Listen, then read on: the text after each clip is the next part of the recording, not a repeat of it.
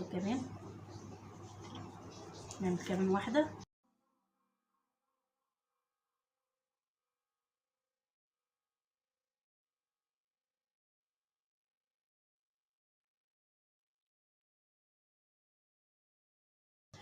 هخلصهم كلهم واعمل معاكم النوع التاني.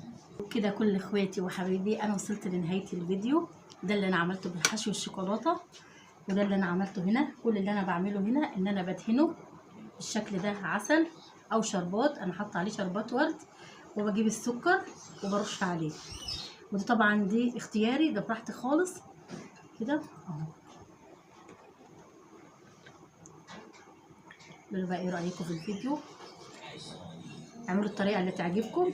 لو عجبكم الفيديو وعجبتكم الطريقه سهله وصحيه